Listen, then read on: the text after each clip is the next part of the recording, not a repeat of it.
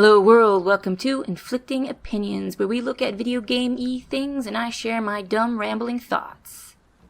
Let's just go over some quick bits. E3 is over, which is fantastic. Does anyone really watch those shows anymore? I mean, outside of like Snarkathons or whatever, does anyone really care about these shows, or does anyone just want to see the trailers? Because why not just skip to the whole uploading all the trailers to the YouTubes and skip the cringy parts of the conference, which is basically everything that is in a trailer. I mean, some of the conferences are just a trailer barrage. And then, of course, the next up is Comic-Con, which... I mean, it's probably just because I live in San Diego County, and my opinion of downtown San Diego is pretty low. GameStop was in the news. It still exists. Isn't that amazing? I mean, it wasn't in the news for shutting down. It was in the news and still exists. I think that's amazing. Good job, GameStop, for just being like that hard to get rid of fungus. And then, Anthem was in the news too. Still full of sadness and failure. I mean, it doesn't even really matter why Anthem was in the news.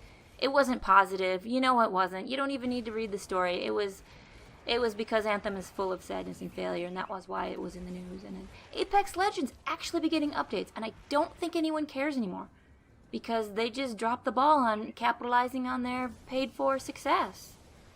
Here's a couple things that I find amusing. Razer launched an energy drink because there aren't enough of those in the world. It's called Respawn or something, which is funny because that's the people who make Apex Legends. I just thought it was amusing, but and then Microsoft they have some Xbox brand hygiene products. They have like body wash and deodorant and shit. I think it's only in Australia and New Zealand, but still they have it. And I just think they're both stupid. To me, it's just another way for some corporation to indoctrinate people into their brands. And my general opinion of corporations, especially large ones, is that they're basically shit. And I'm sure we all know about EA removing the loot boxes, where they don't have loot boxes, they have surprise mechanics. I kind of feel bad for the public servant that has to sit there and listen to the corporate mouth breather sitting there and insulting their intelligence, because that's basically what it was. And EA has someone sitting there talking down. Not everyone that's doing these, investigative things, it's a public servant, is a freaking moron. I mean, you'd think they'd at least have the courtesy not to insult their intelligence in public, in front of the entire world. And it's like, good job, EA. Because no one thought you were big enough scumbags before. Now they just think you're even worse. I don't understand what the point of this move was. They're just so desperate to not have loot boxes regulated that they're just tanking their own publicity. Like, everyone hates EA as it is, and this is just not helping. Good job, EA, for making public servants, or what was it, the UK? Public servants in the UK think that you're a bunch of assholes and probably not taking your side on anything. Oh, joyous of joys, more crunch in the news from another company. It was Treyarch this time, which is the Black Ops 4 people. The Steam summer sale started, yay, but the event was a giant dumpster fire. Oh.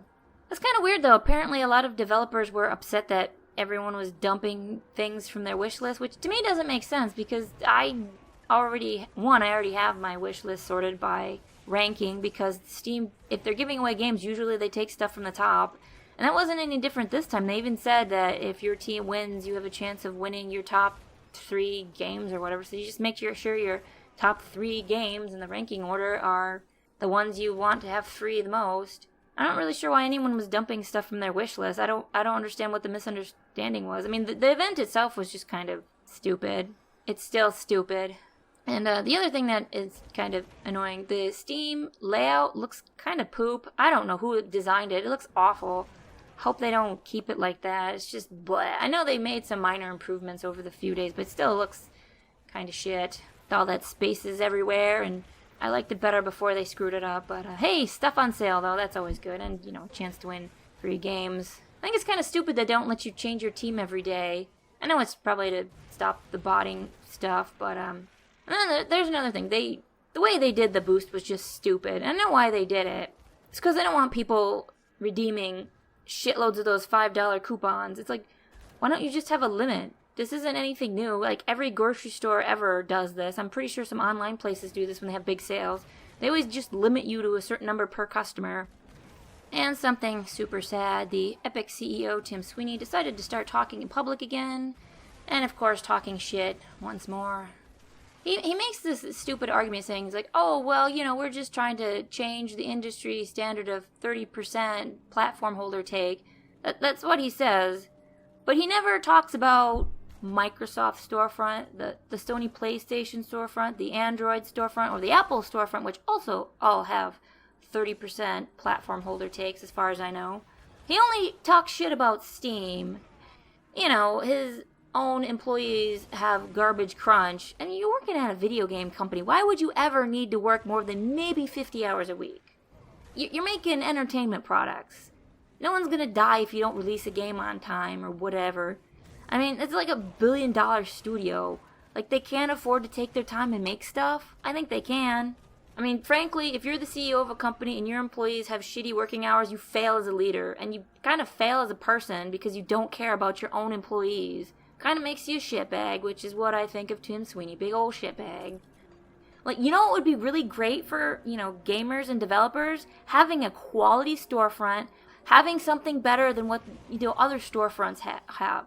Not just the lower platform holder percentage, but, quality. Like, having the ability for developers to opt out of a sale or publishers to opt out of a sale. I mean, that would probably be a really good thing for developers, right? Letting them control their own sales for their own games instead of just being like, we know what's best for you because, we're awesome. I mean, that's so super cocky. And just makes the Epic storefront look like a bunch of dickbags. So, yeah. Good job, Tim Sweeny. All you're doing is making people think your storefront and your company are garbage. I mean, the storefront is garbage. It's just terrible. I'm not above downloading it for the free games, which they're doing that every week now, by the way, if you want free games. But the storefront itself, I wouldn't give them my money and put in my credit card information. I don't trust your storefront. You can't even get the shopping cart thing in there.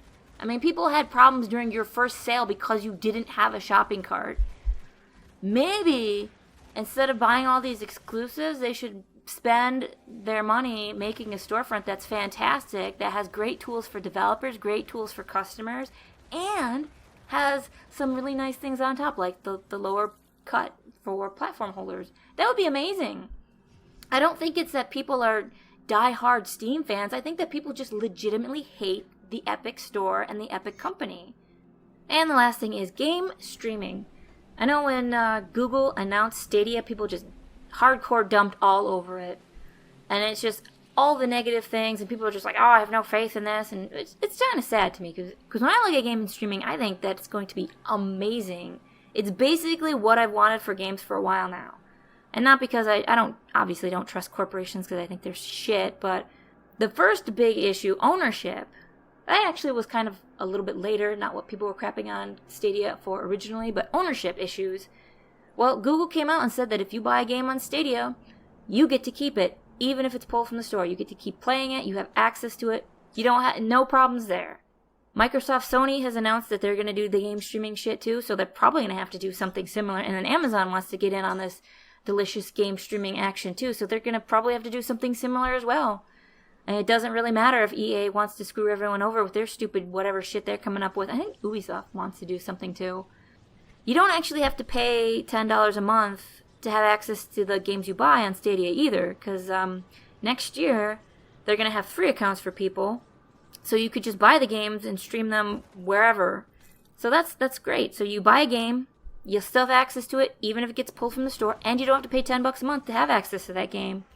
The $10 a month is just for the whole Netflix-style gaming. And then the other big issue, though, what Stadia got crapped on for initially was the internet infrastructure being basically a giant trash bin. Again, that is a non-issue to me, because SpaceX, OneWeb, and Amazon are all launching satellites into low Earth orbit for broadband. And the latency for this is about what you would get for traditional ground-based internet. There's suddenly going to be competition. The biggest issue with the low Earth orbit satellite-based broadband is going to be the equipment price, the hardware price, but that's going to go down and that's probably not going to be a big deal eventually anyway. The fact that there's even going to be competition at all is great. Nothing keeps a scumbag corporation in line like having competition. Someone to steal your customers. Because you're not obligated to keep any one of these subscription services. I mean, Stadia, you buy a game on there, you don't have to have their subscription to access that shit. You could just have the free account. The $10 or $11 a month is gonna be to have the streaming library, and if you see something being released on the Amazon streaming service, you could just dump your Stadia subscription and go over to Amazon. I mean, think about how much money a AAA game is, and you're talking like $60 minimum. I mean, that's like 6 months of Stadia. And then, of course, you have these crazy collector's editions with extra bullshit. And it's like, well, you buy two $60 games, that's a year of Stadia, and you have access to like a whole bunch more stuff.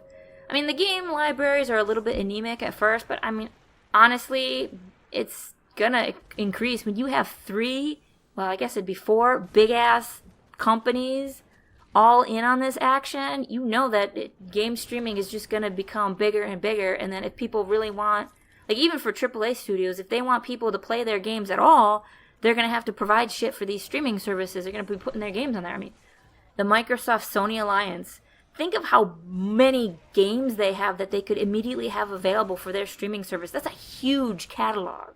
I mean, Microsoft has been buying like every other indie company ever, so they're going to have a ton of shit for their storefront. This might even be fantastic for indie studios because you see a lot of the experimental games from the indie industry. Microsoft is buying a ton of these indie studios. You think Amazon and Stadia and Google aren't going to do the same thing?